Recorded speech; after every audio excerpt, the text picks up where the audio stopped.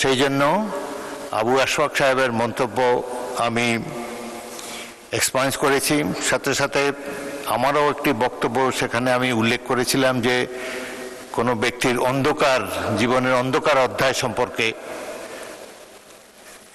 আমার বক্তব্য এসেছিল। সেই অন্ধকারাচ্ছন্ন এই অধ্যায় এটিকেও এক্সপাঞ্জ করা হলো। সংসদে গত 14 জুন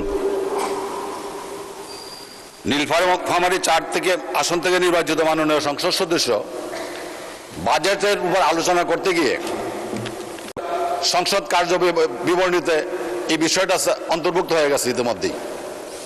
এই অসত্য বিবৃতিটি এক্সপান্স করার জন্য আমি মাননীয় স্পিকার আপনার কাছে সবিনয় নিবেদন করছি।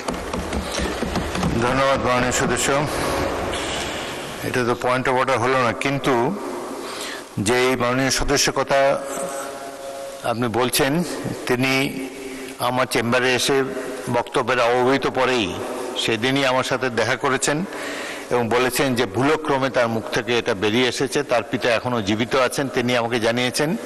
এই বিষয়টি পত্রপত্রিকাটাও এসেছে এবং উক্ত মাননীয় সদস্য তিনি নিজেও বক্তব্য দিয়ে তার ভুল স্বীকার করেছেন। এটা স্লিপ অফ টাং বা অনিচ্ছাকৃত একটি ভুল। সুতরাং এটিকে সংসদের কার্যবিবরণী থেকে এক্সপাঞ্জ করা হবে।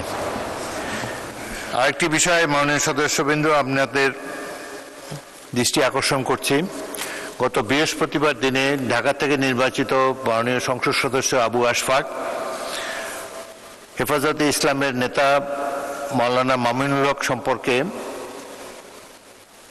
কথিত পরকীয়া সম্পর্কে দু একটি মন্তব্য করেছেন, যেটি অনভিপ্রেত। সেটি যেহেতু যার পক্ষে সংসদে এসে আত্মপক্ষ সমর্থন করার সুযোগ নেই, তার সম্পর্কে বিরূপ মন্তব্য করা অনুচিত। সেই জন্য আবু আশফাক সাহেবের মন্তব্য আমি এক্সপাঞ্জ করেছি। সাথে সাথে আমারও একটি বক্তব্য সেখানে আমি উল্লেখ করেছিলাম যে কোনো ব্যক্তির অন্ধকার জীবনের অন্ধকার অধ্যায় সম্পর্কে আমার বক্তব্য এসেছিল। সেই অন্ধকারাচ্ছন্ন এই অধ্যায় এটিকেও এক্সপাঞ্জ করা হলো এবং ভবিষ্যতে আপনারা সবাই কেয়ারফুল থাকবেন বাজেট বক্তৃতা বা অন্যান্য বক্তৃতায় যার পক্ষে এখানে এসে নিজকে ডিফেন্ড করা সম্ভব নয় তার উদ্দেশ্যে কোনো বিরূপ মন্তব্য আপনারা করবেন না, এটাই আশা করি।